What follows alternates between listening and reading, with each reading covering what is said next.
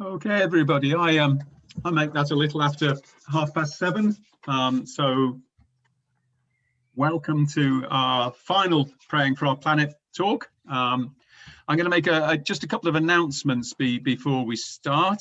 So perhaps, Matt, if you just show the next slide. So these sessions that we're having are going to form the basis for a week of prayer for our planet that Greater Manchester Churches Together are holding from the 27th of September to the 3rd of October. So that's the last full week in Creation Tide. I'm just going to flag that up at the moment, but each of those services is going to be based probably quite loosely on the presentations we've heard in the 7 sessions we've had over the last couple of months. There's no need to remember about this because when we've got a few more definite plans, I'll send an email out over our over the Eventbrite platform to everybody who's attended any of the sessions, and you'll be able to get a bit more information about that. But basically, it will be 7 evening prayer services on consecutive nights that week from different churches in Greater Manchester, and all those services will be streamed. So if you'd like to join with us and have a prayer focus for our planet, either for all 7 days or for whichever evening you make, you'd be most welcome to join us. So details of that to follow. The next slide, Matt. The other thing is that when we started these presentations, we were hoping that we'd be able to get some external funding to support them, and unfortunately that funding application didn't work out. So if any of you have appreciated the presentations and would like to give a little bit of money in recognition of that to cover some of the costs we've incurred as part of this, we've set up a GoFundMe page. So again, don't worry too much about the web address that's on there. I'll send that out via the Eventbrite link. But if you do feel able to give a little bit of money to cover things, that would be most welcome. Just a little thing about gift aid. If you feel that what you're doing is effectively paying for your tickets, then you shouldn't really claim gift aid because you're receiving something in back for what you're giving. If, on the other hand, you think you're supporting Bramwell Methodist Church because it's doing good things and you'd like to see similar things in the future, then you're entirely entitled to claim the gift aid. So have a little bit think about that, and obviously if you feel able to add the gift aid, that would be really good. Next slide. So there might be some people who haven't been at one of these sessions before. So just briefly, in a moment, I'm going to hand over to Sarah to open us in prayer. Then I'll introduce Admos to give a talk about his principal activity for about 40 minutes. There'll be a short time for question and answers. And if you'd like to ask a question, please put it in the chat and I'll ask it for you. Everybody's going to remain muted throughout the session apart from the breakout rooms. After about 5 minutes of that, we'll give Admos another 10 minutes just to talk a little bit about how his professional life relates to his faith.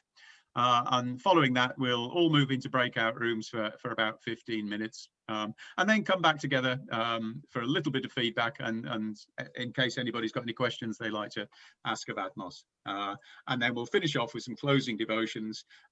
We're aiming to finish somewhere between 9 o'clock and 9:15. So that's how things are going to pan out. So having explained that, I'll hand over to Sarah, who's a minister of Bramwell Methodist Church, to start us off with a prayer. Thank you, Richard. Let's pray. Creator God, we give you thanks for all that you have made. As we contemplate the wonder of your creation and the resources which you have so generously provided for the good of all, we are conscious that too many people suffer because of an unjust sharing of your generous provision, and we are sorry. Holy God, help us to work for justice. Help us to remember the rhythms and patterns you have created for us, and help us especially not to forget your gift of Sabbath, but to treasure and embed it in our way of life.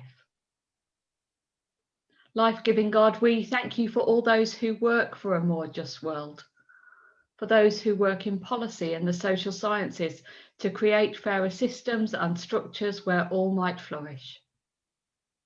We thank you for Admos and pray your blessing on him and his work. Generous God, we thank you for all who have given of their time, their skills and their expertise in these seminars.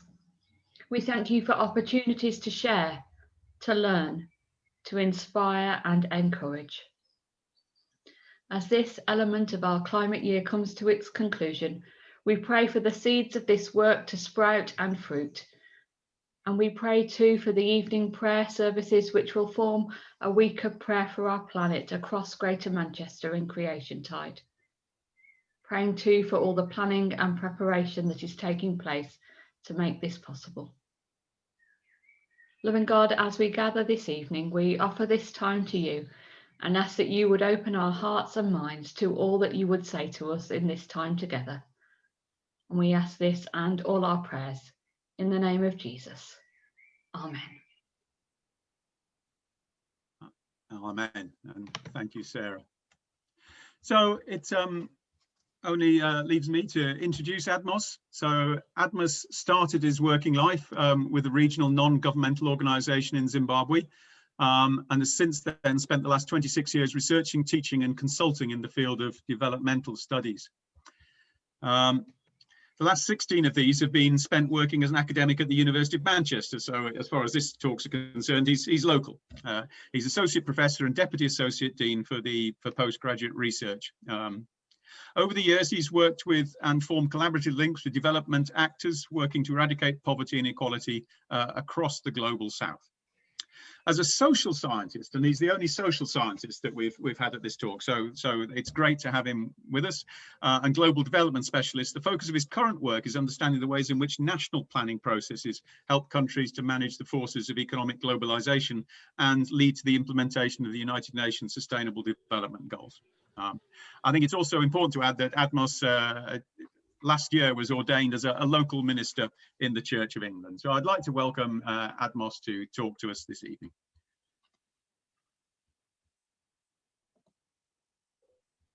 Thank you, Richard.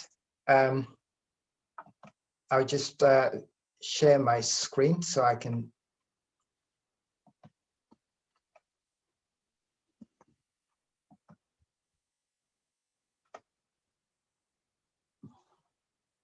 Okay, can you see my screen?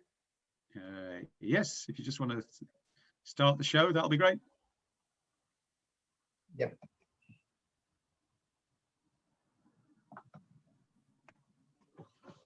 Okay, good evening, and thank you again to Richard and the team for inviting me to come and talk to you and share my thoughts. I think you've really done a great thing, bringing together scientists to engage with elements of their faith, which is something that's quite unique. But this evening, I'm going to talk to you about developing policy for sustainable development. I've just structured the 40-minute talk into three main parts.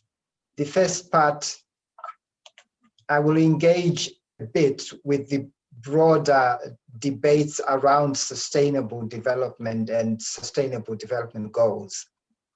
And then I'll begin to illustrate these by pulling together three of these sustainable development goals.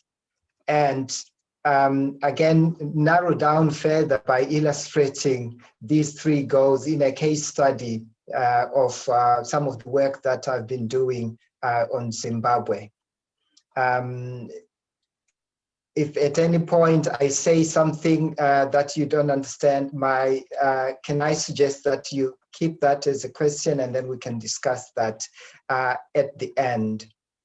Yeah, so to start off, I just wanted to maybe recap. I've listened to some of the discussions that we have had. As a social scientist, I find myself engaging with the idea of sustainability almost on a daily basis. And the challenge has largely been, as described by all the people who've presented here so far, how do we meet our current needs at the local and global level? without compromising the ability of future generations to do the same. So it's a big challenge because on the face of it, when we talk about sustainable development, it is a noble goal that we all want to achieve. But how that balance is developed between pursuing the goals of profit making and leaving something for the future generations is something else that usually generates quite a lot of discussions. But I just wanted to premise this discussion by saying I'm engaging a lot with these kinds of issues this evening, talking about this sustainability challenge. But I want to take us back to something that Chris, who presented here a few weeks ago, talked about, the Sustainable Development Goals. Chris talked more generally about this idea that in 2015, 196 countries came together and decided that we share a same fate and we should try and have goals that can help us to achieve development without harming the environment or the basis upon which our development actually depends on. You may have seen these over and over again, these 17 goals with lots and lots of targets. But every country in the world has engaged with these. And this has started a discussion around a movement towards a shared common future among the nations. Now, although we separate them, we always need to understand that they're all interconnected. So this evening, although I will talk a lot more as a social scientist to sustainable goal number 15, you will notice also in a moment that I'm going to be linking this to the first two of the goals, where most of my work has been over the past 16 years. And I do this to illustrate also that when we look at these sustainable development goals, we have got to recognize that whatever work we do in one area actually influences outcomes in another area. So I just wanted to also recap on sustainable goal number 15, and in particular, the targets that I'm going to be largely talking to this evening. So goal number 15 is on life on land, which resonates very, very well with the discussions that we've all had. How do we protect, restore, promote sustainable use of terrestrial ecosystems, sustainably manage forests, combat desertification, and halt and reverse land degradation, as well as halting biodiversity loss? So I've pulled out 3 of these here because these are going to inform much of the discussion. The first is to do with protecting biodiversity and natural habitats. And in some of my work, particularly in my early life, when I left planning school, I spent quite a lot of time working in a wildlife reserve with communities.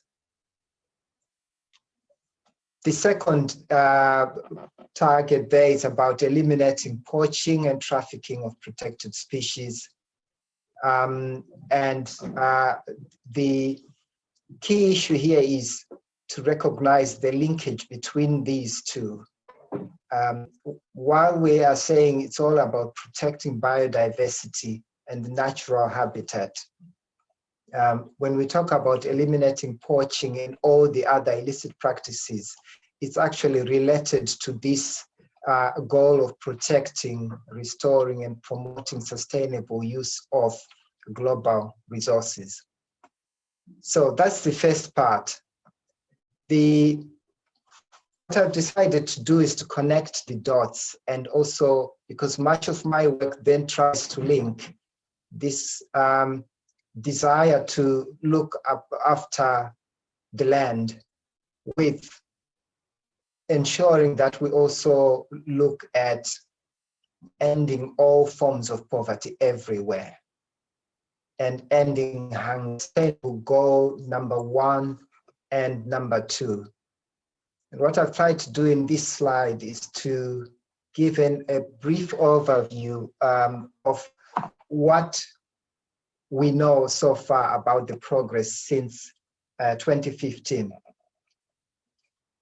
It's not looking very good. The United Nations very frequently look at the progress that we are making, and they benchmark this. If you go onto the United Nations website on sustainable development goals, you can keep track of how well or how badly we are doing.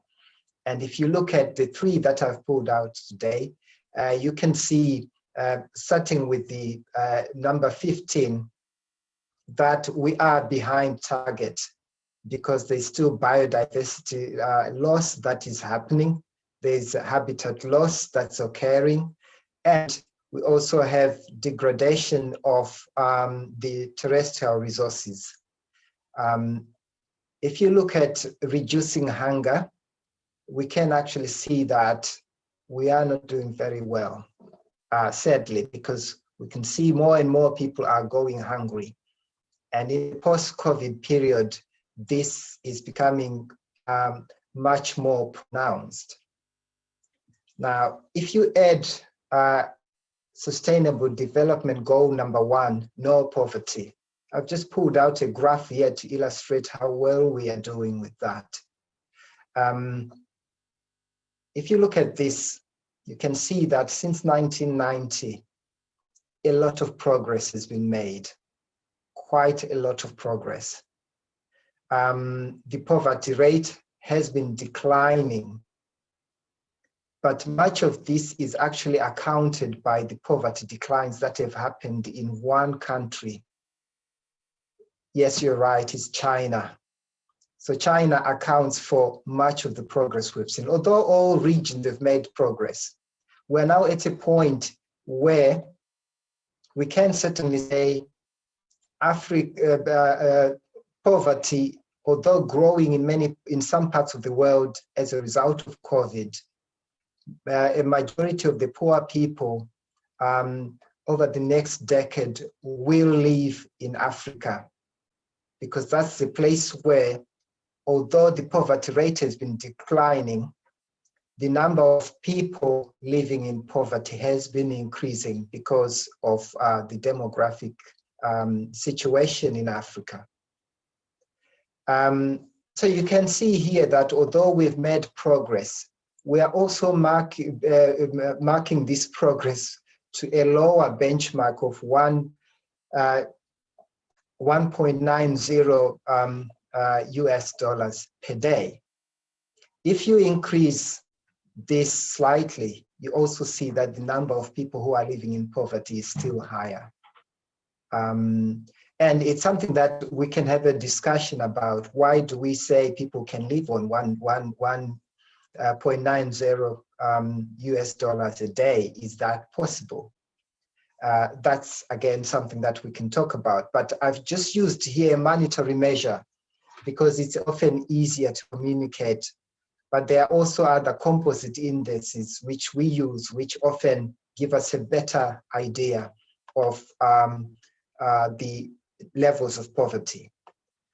What we also now know since COVID is that a lot more of the poor people live in the cities, and a lot more of these people are working poor. In other words, these are people who have got jobs that don't pay them enough. Sometimes it's because the jobs are not reliable. They might be what we call necessity entrepreneurs. They spend most of their time selling wares or doing other trades just to survive, but they never earn enough to live. We also know that many of the people who are in poverty are younger, and that's the tragedy, and their opportunities in life tend to be also less in some situations than their parents.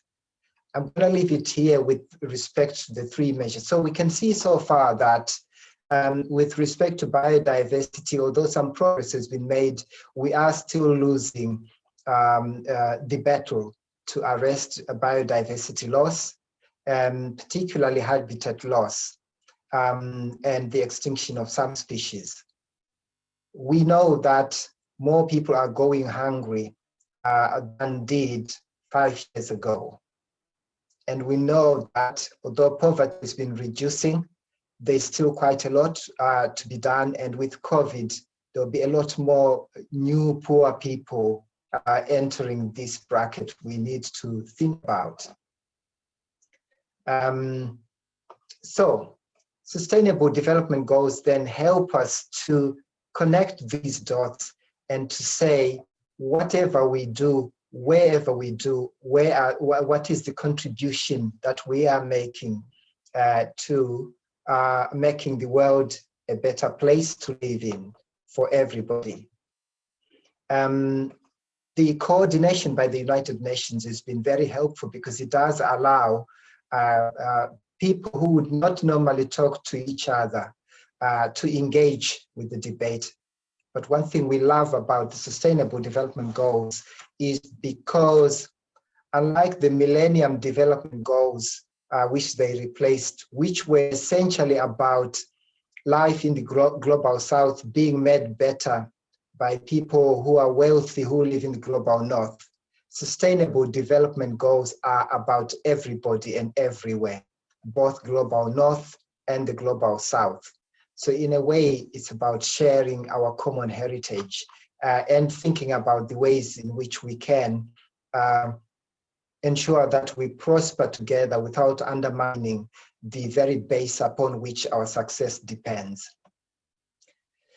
So I'm going to try and illustrate these three sustainable development goals through a case study of wildlife management in Africa, particularly in Zimbabwe. I've chosen this partly because when I left planning school many years ago, this was my first job was to work in an area where a lot of people were poor, but they lived next to a pristine wildlife resource that was teeming with game and other flora and fauna as well.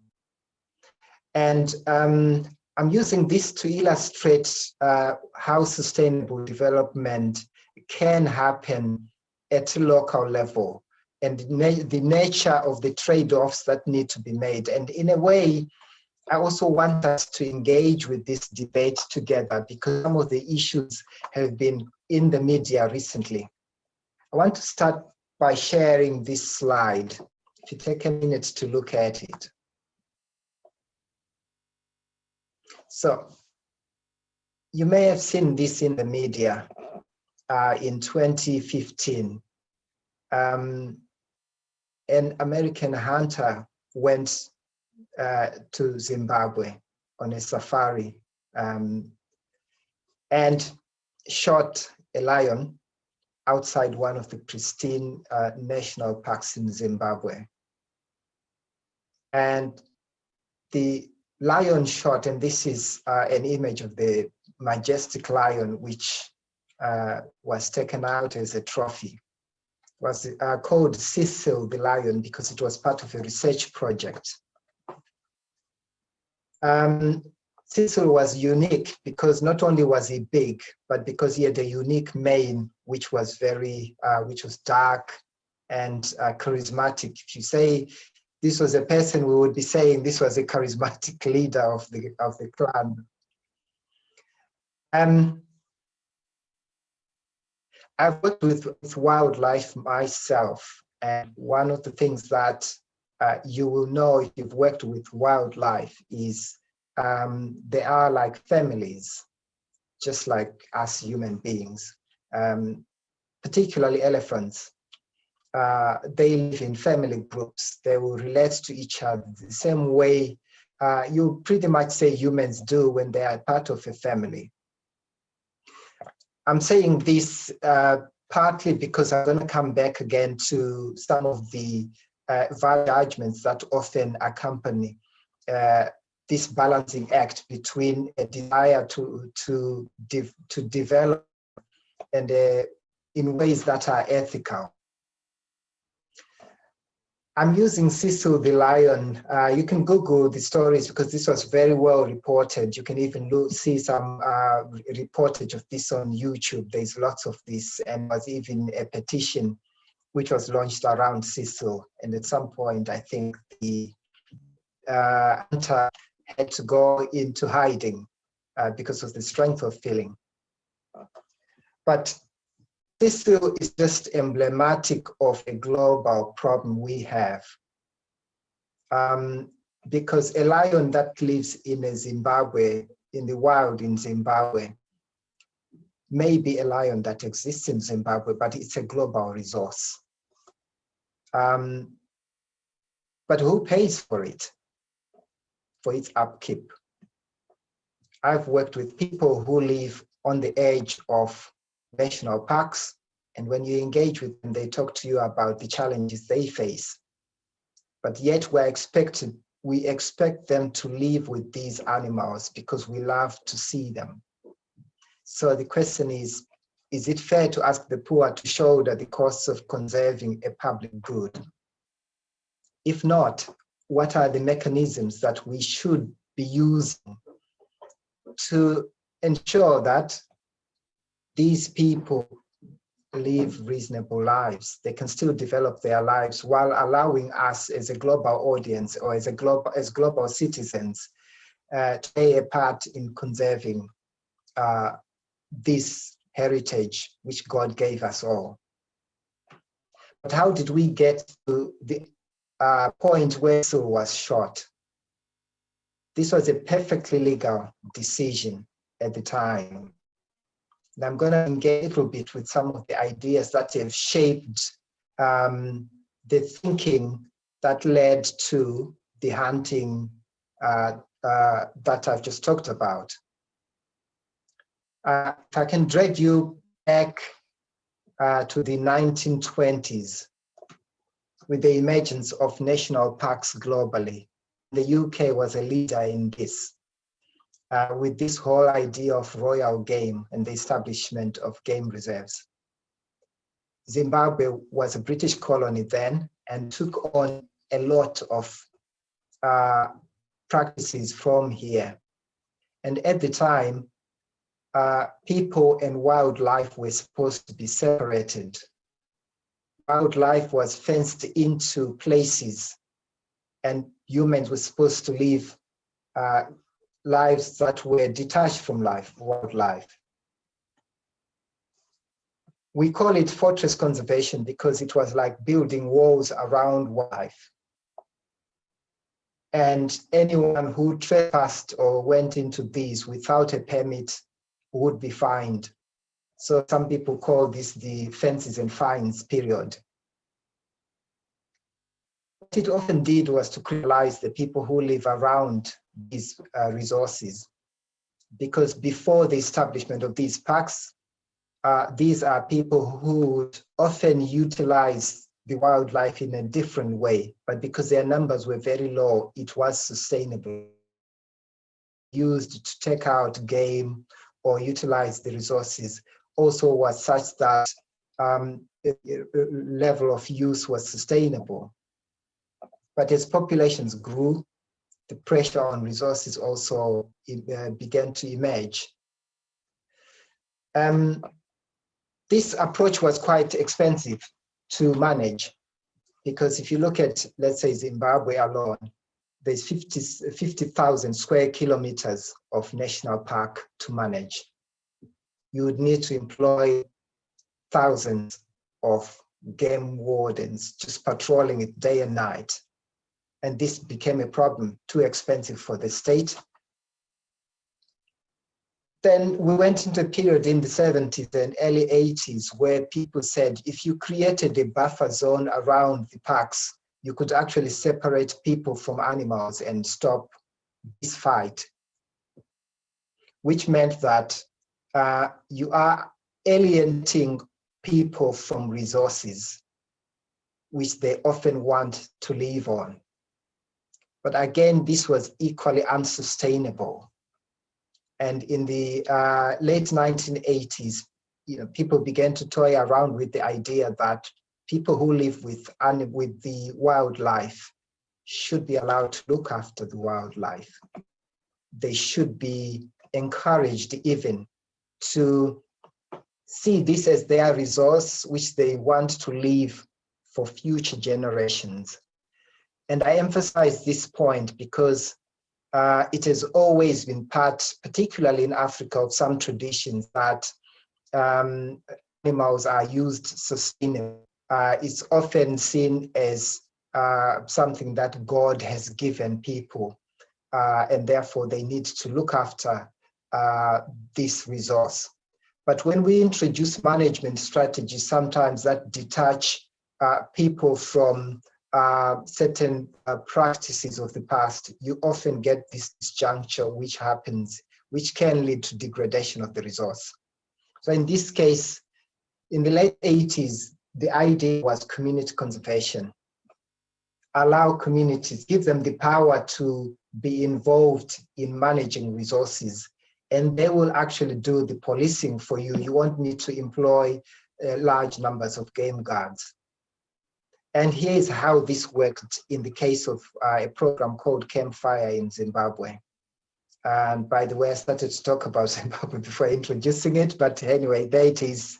Borders South Africa, Mozambique, Botswana, and Zambia.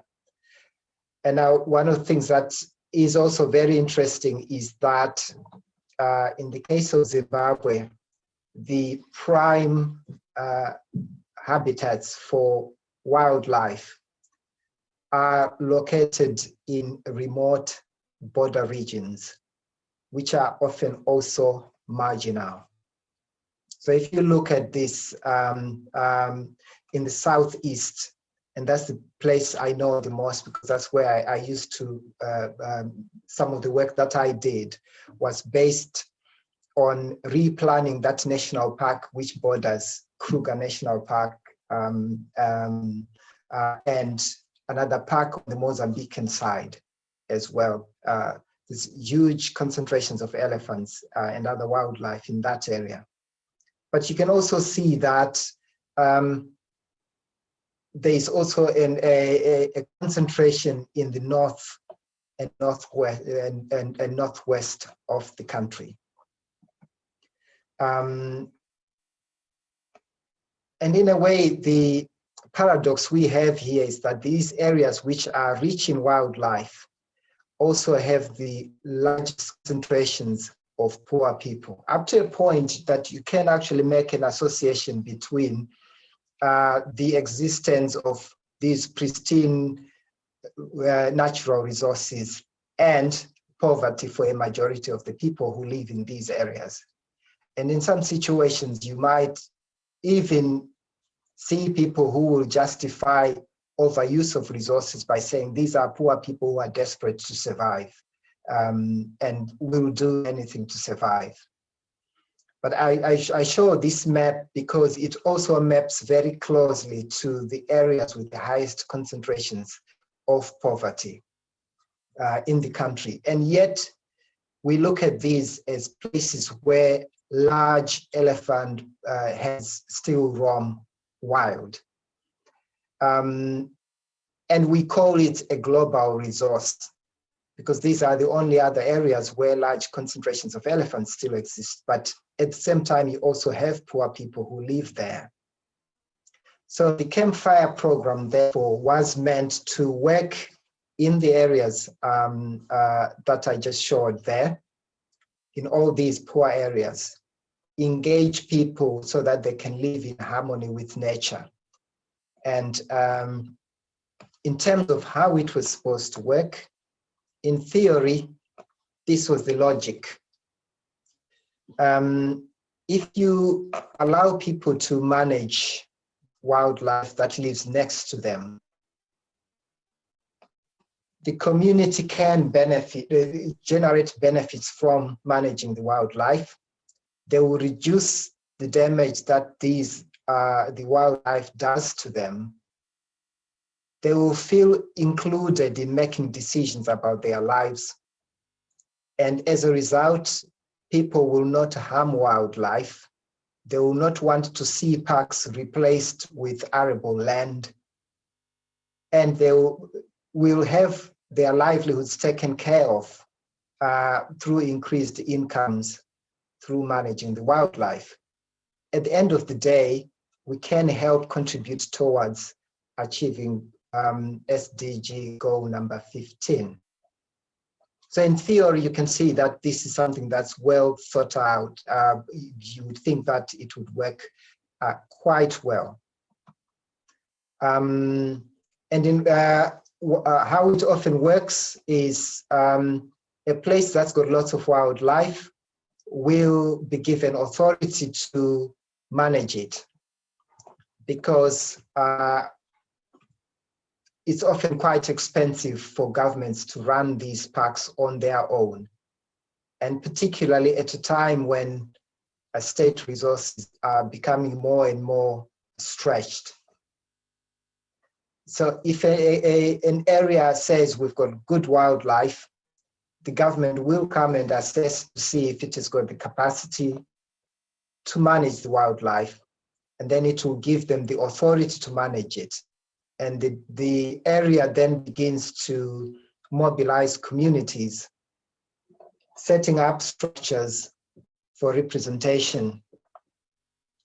But here is the most important part of it. The money for managing wildlife comes from finding a partner called a professional hunter or safari operator.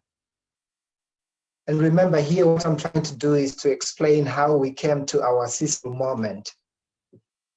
So the safari operator will often be the person who will come out to Europe and will go America or wherever they need to go to look for clients who want to utilize the hunting quotas that are given to a particular area. The quotas are set in a very scientific way. In other words, they do ecological surveys. Can argue about how good these surveys are, but they will often know how many elephants, for example, are there and how much an area can hold.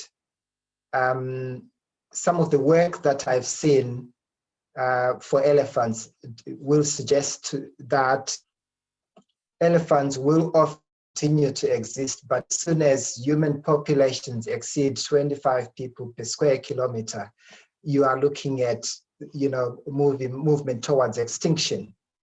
And therefore, what you're trying to do here is to make sure that people value wildlife so that they don't see the land as, arable land they can use to grow crops. They begin to see wildlife as a resource to sustain them. When a hunter brings a client and the animal is taken out, the fees that are paid are then shared among the different people. It's often the case that, let's say, the communities themselves will often get a large share of the money that comes in. And I've just given you here the average earnings over a 5-year period for different animals existing parks. And you can see here that over this period, elephants were by far the biggest earners. So if an area had elephants and they were given a quota to take out, and they utilized the quota, they were likely to generate benefits for the community.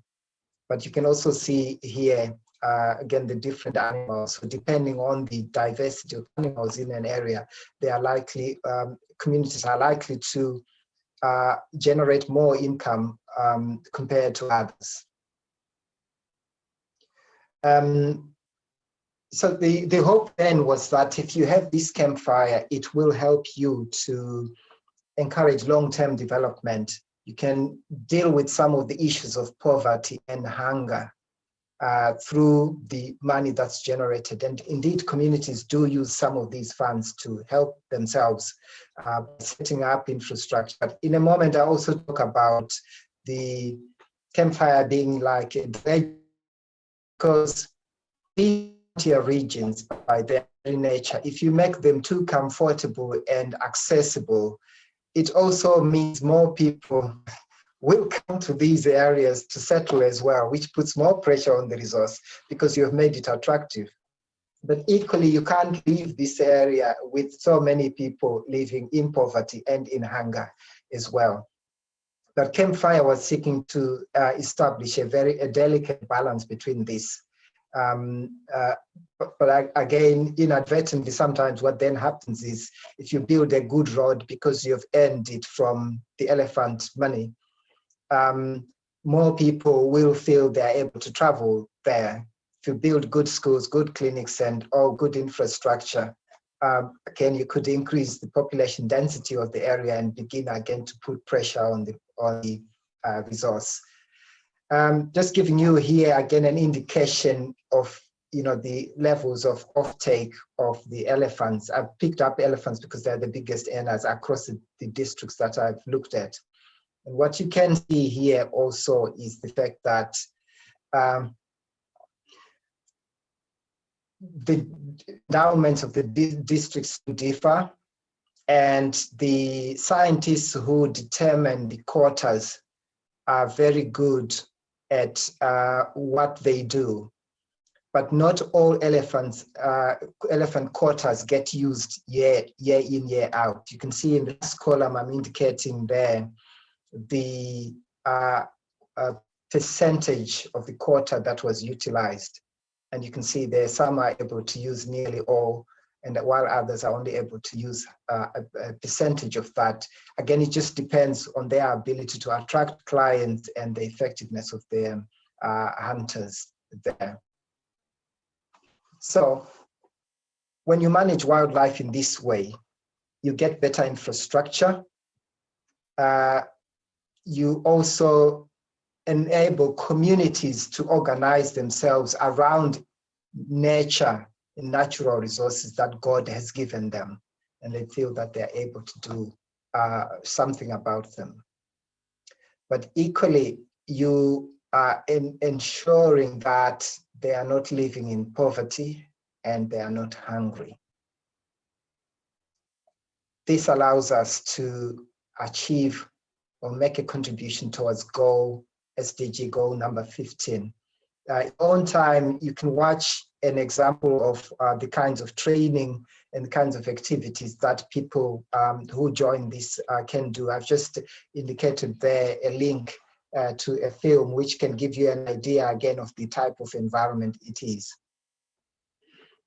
But with this, again, I'm just showing the revenue shares here for just one district across a number of years. And so you can see the gross income there, what the community get, and then what all the other stakeholders. In a majority of cases, communities get the lion's share, except in certain exceptional years, perhaps when there's pressure on resources for councils to do capacity development work. But it's not all roses. There are also some costs of this, particularly in human lives. We do know that even with Campfire, people continue to lose their lives. We've also got a bigger debate that's there, because essentially what you do with Campfire is to replace people's utilization of natural resources. So it's largely a shift from seeing wildlife in a consumptive way as protein, something that you hunt and feed your children with, to something that helps you to generate an income which you can use to purchase food. So there is that value shift there. And again, the debate here is whether or not that's a good shift, or we are putting values on people that probably should be allowed to make their own decisions there. There's also lots of crop and livestock damage. And in some situations, also the intrusion into people's lives. Because, there's lots of, when you've got clients around, you've got foreigners who are also coming in and disturbing life of the locals. Although, from my experience in the field, what you tend also to find is that the more of these clients come, the more the community benefit. And now some communities have actually begun tourism activities, which help them to generate income as more and more people come to engage with these natural resources. With this, I've just kind of given you an idea of the number of people that have been killed. And again, this is over a 7-year period by wildlife. So if you live next to a game park, this is something that can happen to you. Lots of crops destroyed, and also livestock being taken out. So when Cecil was killed, it started a big debate about, the ethics of hunting. And for a lot of people also, the offtake was seen as unsustainable. And the key question that was being asked is, what do we do now? Do we take back control of this management of the resource away from what do we do? And that's again a debate that's still raging. We've got two things that have been people have been coalescing around two ideas. One is people only look after nature if it can pay for itself. So it would market and allow people to invest in wildlife, and we can have a good future. But on another level, there's also a debate about centralization, allow the state to take back control and control the resource a lot more. But this is something that's debatable, because the state itself, does it have the capacity to do it? And do people see it as a legitimate way, of telling them how to utilize resources they live with? So again, that's a debate that a lot of people are talking about. I'm going to try and wind down now and talk about some of the challenges that are facing campfire. The biggest one is how the benefits are shared. The principle that campfire is based on is one of sweat equity. Communities that suffer suffer more from wildlife should benefit the most. But where do you draw the line if you are one community? That also creates problems, which are sometimes solved by encouraging people to invest in community infrastructure. But is that what people want? There's also this issue of conflict of values that still needs to be resolved in some instances. But also there's questions here about, who actually has power over these resources, because although communities can make decisions, they are often guided by the scientists who determine how many elephants can be taken out in any given year, but they will also sometimes be guided in terms of the expenditure. And then again, element is just earning its keep from large game, but should it involve all the other natural resources?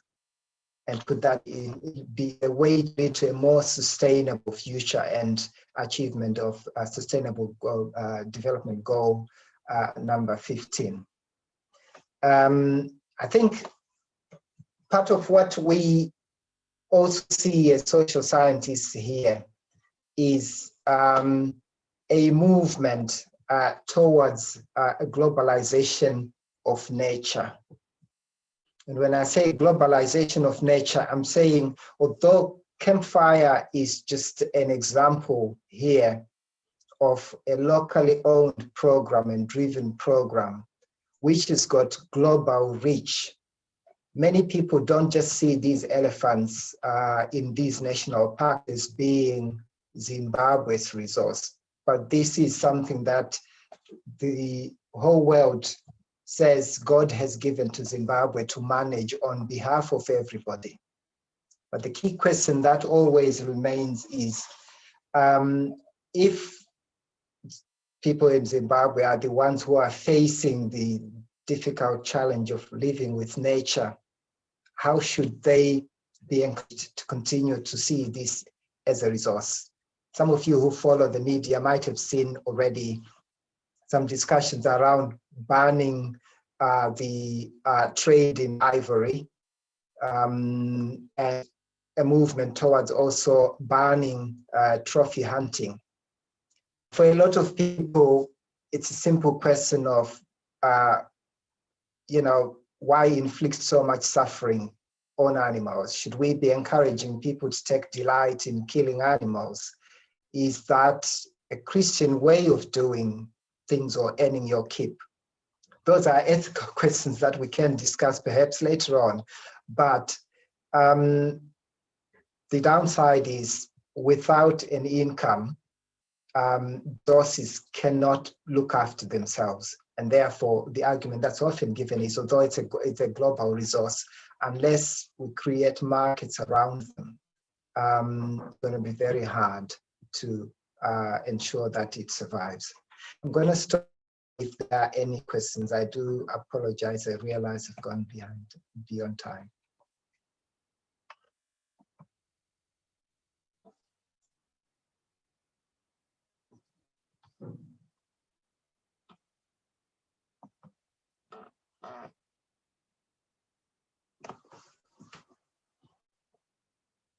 Unmute. Okay. Yes, sorry about that. I've lost my chat while this was going on.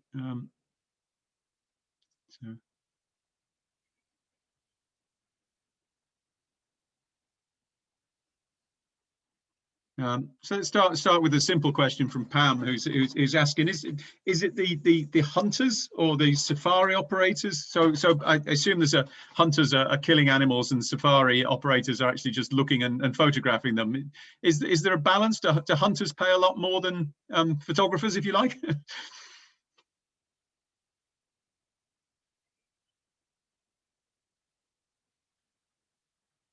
You're muted. I'll start with that one. Thank you. Yes, yes, I had a slide which actually showed a breakdown of who gets what, but it's often the case. Let me just give a very general example, non-specific. If an elephant is taken out for, let's say, 10,000 pounds, 10,000 US dollars. It's also often the case that the safari operator who will go to market the elephants, because so how it works is an area will be given a quota. And this area will often sign a contract with the safari operator, who often employ a professional hunter, because it's dangerous stuff and people have been known to be killed doing this sport. So the safari company will then, when they're told, oh, we've got 15 elephants this year, they'll go and market, go sell these to Europe. I had also have a slide on, where these people come from. and North America. They incur costs of marketing. And when they come, many of these are wealthy clients who are paying anything up to $1,000 a day to do that. And the hunting is not just like, you know, there's an elephant, you go and take it out. You know, often I think the thrill comes from trekking it through the bush. Might take a day, maybe 2 days, maybe 3 days, maybe 4 days until that then happens. So I would say from the figures I've seen, it's often the case that only 30% gets shared to the areas or the districts that own the license to take out the animals. And of that 30%, that's the bit I was showing how it's divided. So you might say, if you put everything together, you might say, I've just seen figures of how this works. You could then say, although all the others are the operating costs of your safari operator, because when they bring, they're gonna look after this wealthy person who's coming for sport hunting. They will need to accommodate them. They'll need to provide local transport and everything else. So when they take out the cost, what's shared is just what remains. Okay. A slightly more general question from Bernadette on, sorry, Phil. It's obviously very easy to define poverty solely in financial terms, you know, the US dollars per day, but presumably if there's any infrastructure around like hospitals, education, healthcare, that side of things, you can have people who've got poor incomes but better quality of life. What is dollars per day a good indicator of overall sort of quality of life, if we like to call it that?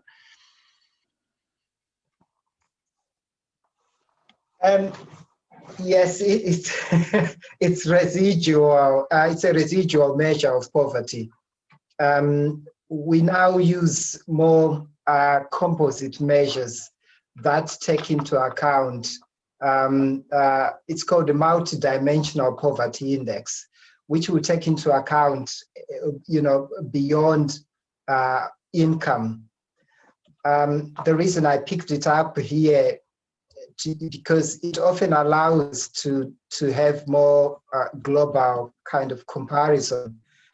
And based on my work, I do know that whichever measure you use, the people who live in these areas, because of a combination of marginality and remoteness. The reason I'm combining marginality and remoteness, I'm simply saying that these are marginal areas where rainfall is low and erratic, often infested with diseases. I mean, if you look at the map of Zimbabwe, those are low-lying areas where malaria is endemic. There's also parts where tsetse fly is endemic.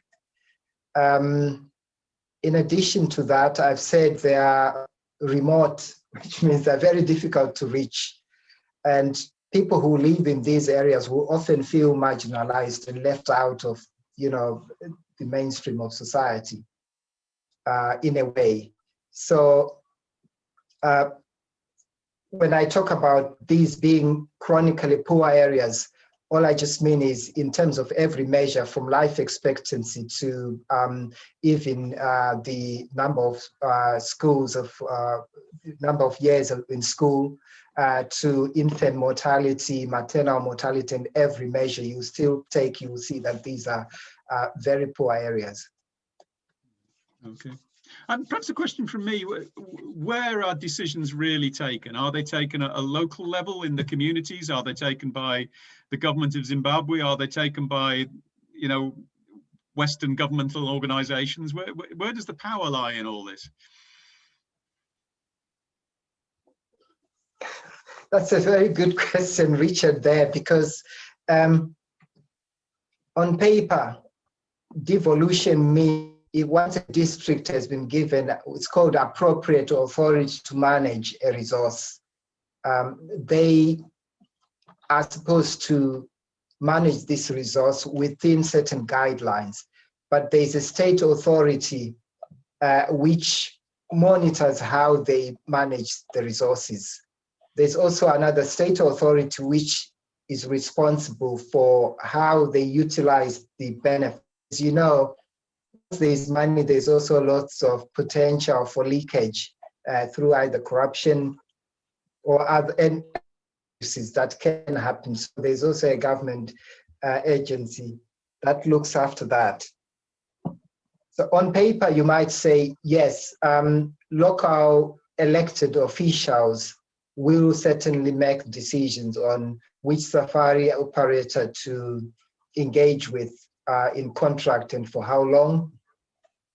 They will also allow people locally to make decisions on how the money is going to be spent. And indeed, some of the work that I've seen does suggest that for a lot of people, the reason they stopped poaching wildlife is because they began to see this as a resource that helps them to earn money, because a school had been built, or a bridge, or a road, or a local school, and they can actually see what this money has been doing. So in terms of behavior change and helping towards the biodiversity goals, it's been helpful. Excellent. Okay, thanks. Well, I think I'll draw the discussion to a close there, and ask you to speak for another 10 minutes or so, Admos, about how you see that your faith perspective sort of interacts with the sort of work you're doing. Yeah. Thank you.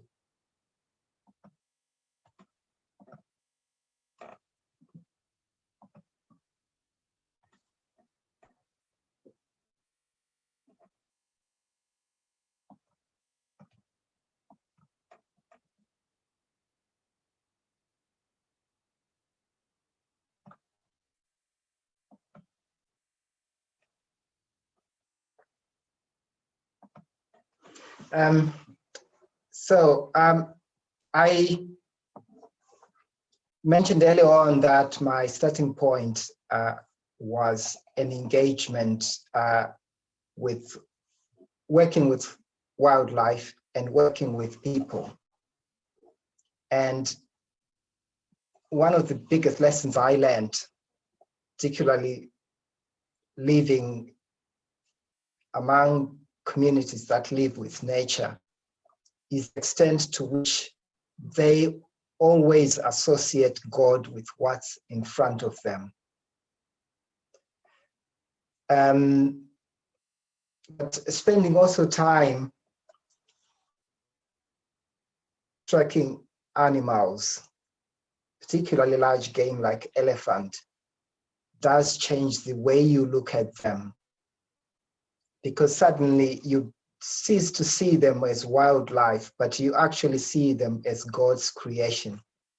So my passion for achieving sustainable development is actually based on a faith position which I have maintained since those early days, where I see God's intention was not for people to survive at all costs by destroying nature, but allowing us to look at nature through his eyes.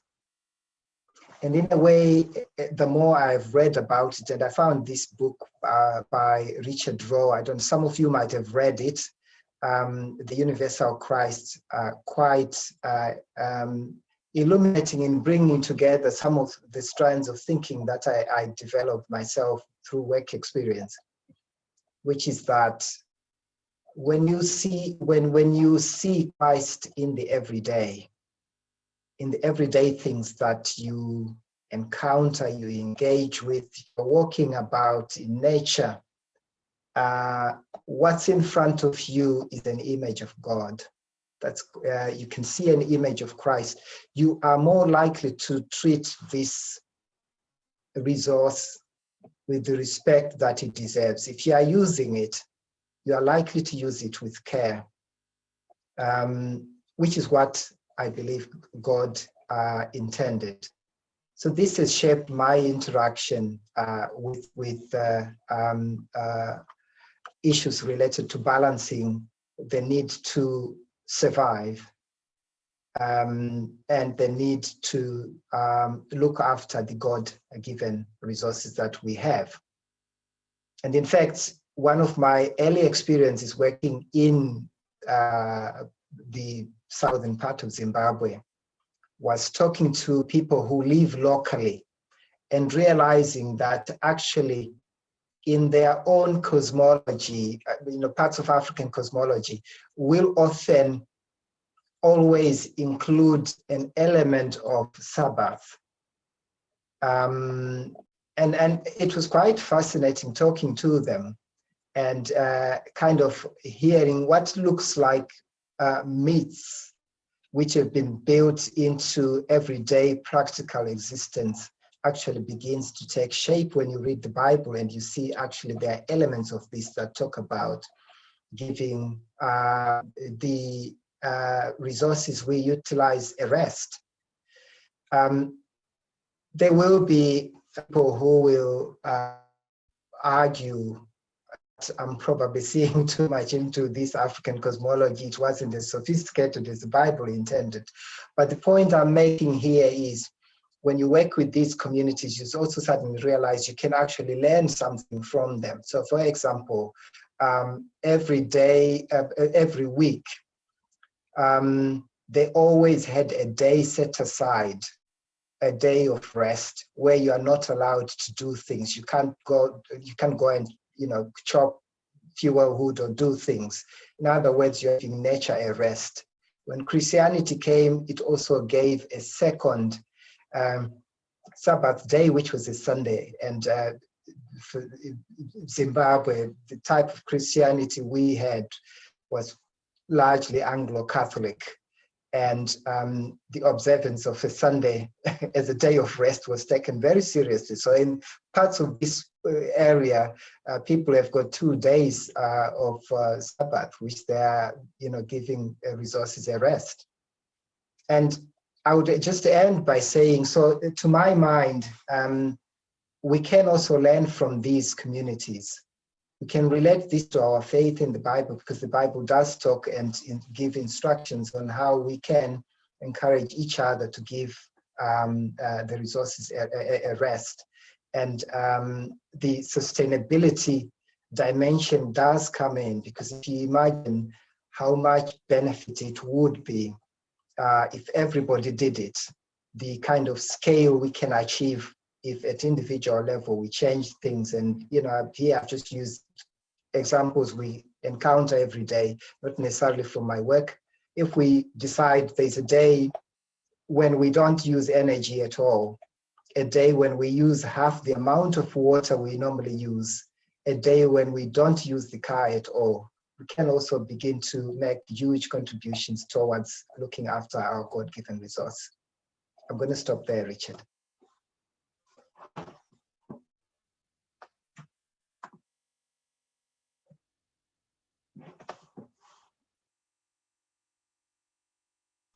You're muted, Richard. Talking away to myself. So thank you very much, Admos. I particularly want to encourage people to think about this concept of Sabbath in the groups we're talking about, but I'm sure there's other things they'll want to talk about.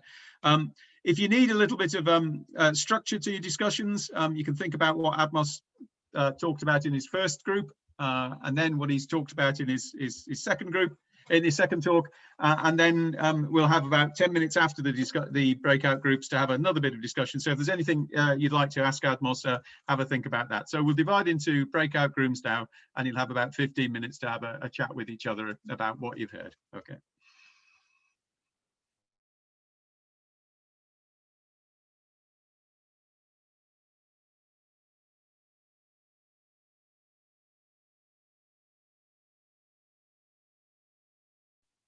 Oh no, we got one coming up. Tony, how do you see your role in these things changing over the next 20 years?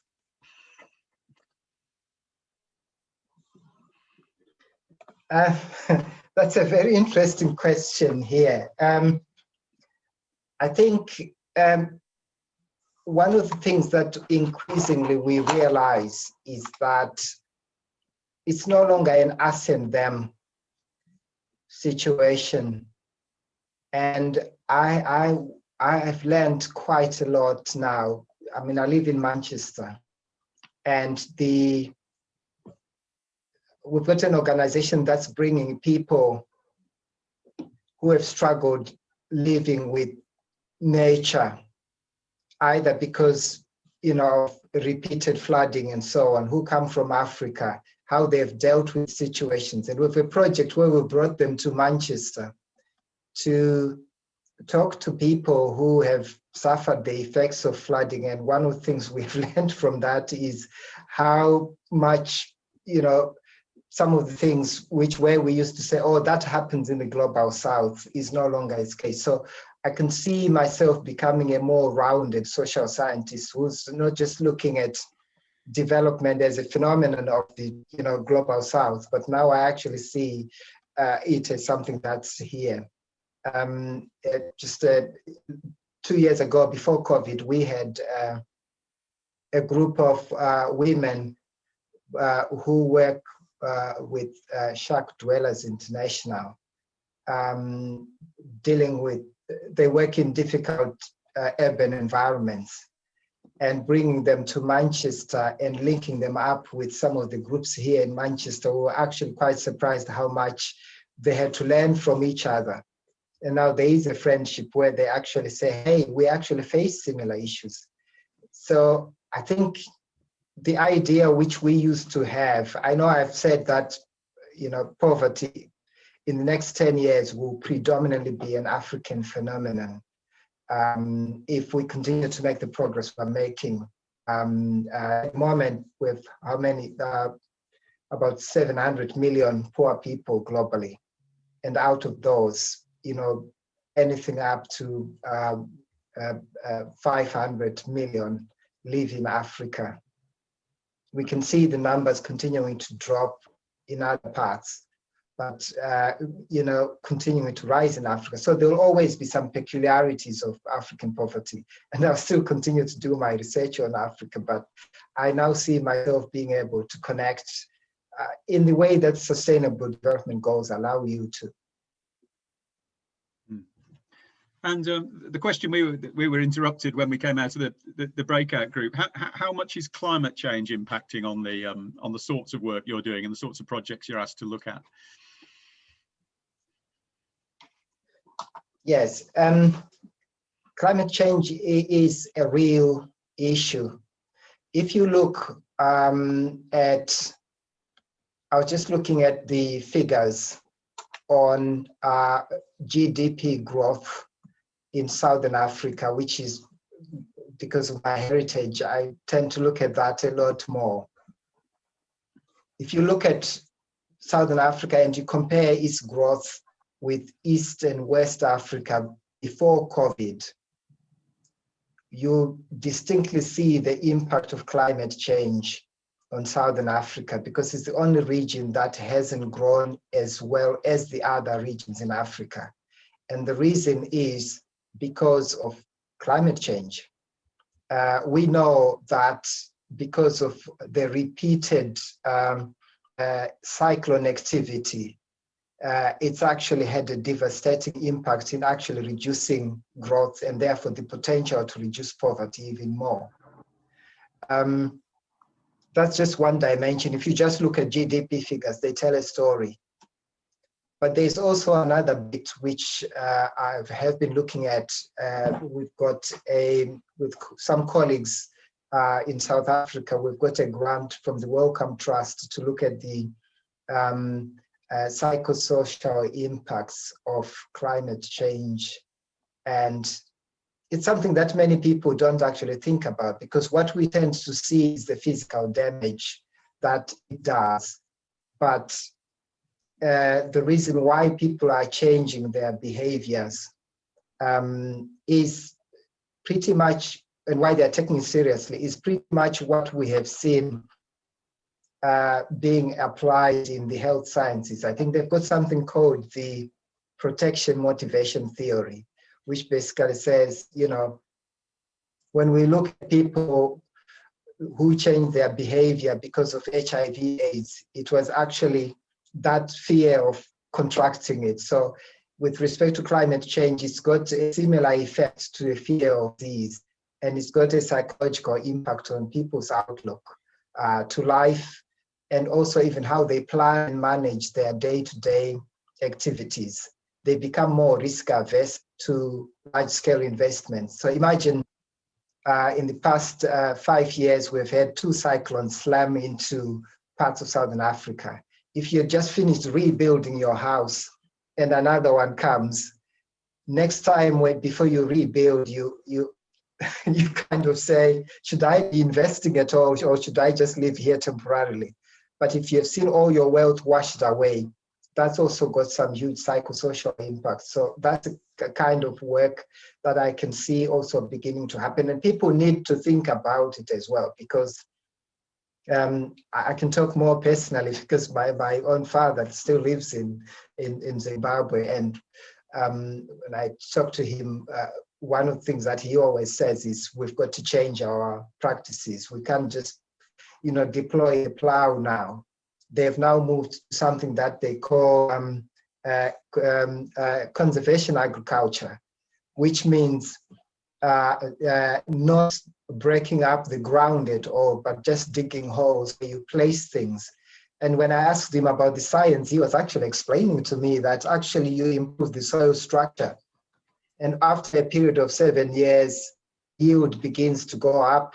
You don't use as much fertilizer as you used to use. And you also find that even the level of weed control begins to go down and you use less labor. And I said, that's climate smart agriculture in action, but he's just explaining to me in his own ways to say, hey, I don't use the plow any longer. All I do is to dig holes in the ground, put my seed and wait for the rains. And the first few years are always difficult because you're managing the weeds and, the crop yield is not as good. But by year 7, once the soil structure is improved, that has huge benefits. And scientifically explaining it, you also can see how it benefits climate change because you are not releasing as much of the toxicity into the environment than if you used a plow. Yeah. Again, so that's me wandering on a different direction there, but definitely I know from my work that more and more of the thinking that we do is to do with climate change. I've taken an interest in psychosocial dimensions, largely because most people will often talk about resilience. They will say, oh, how do we build community resilience to this?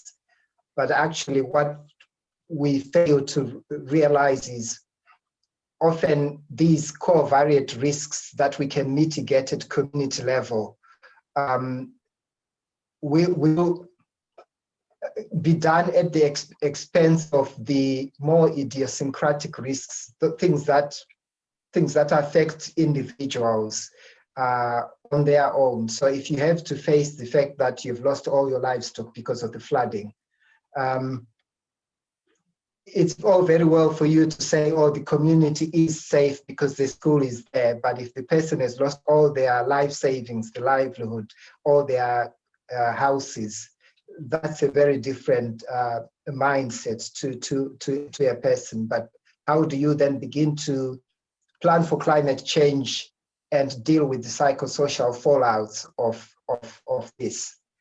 In a way, I could use an analogy here of what I've heard it quite often being said tragically about COVID, that yes, the vaccine has fixed maybe the more physiological need we had, but there's no vaccine for the psychosocial impacts of COVID we have all endured, and we'll probably, kind of live those. So for climate change is something that's similar.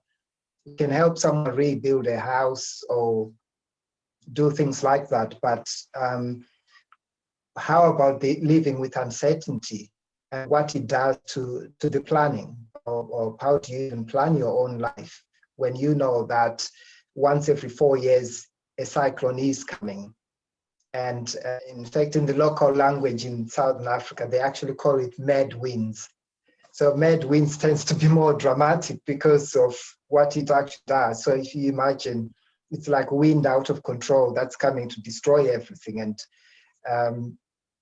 for many of them, it's an act of God, but they also can begin to see that what they do locally does matter. Yeah. Okay. Well, thanks very much for that, Admos. I've made this point several times before, but one of the really unfortunate things about Zoom is not being able to express our thanks to you adequately. But you can take it from me that we've really enjoyed you spending time with us this evening. So thanks very much. And if you look on your screens, you'll see people clapping. Might not be able to hear them, but you can see them. Thank you. So I'm going to finish. I also want to thank you. I also want to say a few words of thanks for having me this evening. I really enjoyed interacting with you, and I also enjoyed the questions you had. If there are any things you want to follow up, or if you are doing similar things that you find are interesting, send us an email and we can learn more from you as well, because I know probably more one side than me talking about my work. But if our lives allowed, it would really be good to see and hear about some of the exciting work that I know we are all doing at individual levels in our own communities, spreading the message about the fact that climate change has got everything to do with our Christian faith. Excellent. Thanks you. very much. Thank you. And to kind of home in on that, we're going to finish off, as we finished the last couple of, in fact, all the sessions, with a hymn that Andrew Pratt has written. Again, he apologizes for not being able to be here. I'm just going to share my screen. That one.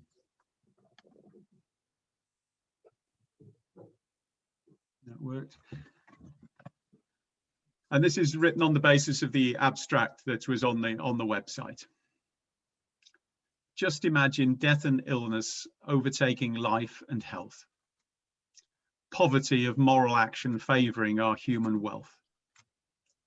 Politicians take decisions. What is their priority? Love of neighbor? Economics? What does Christ expect of me?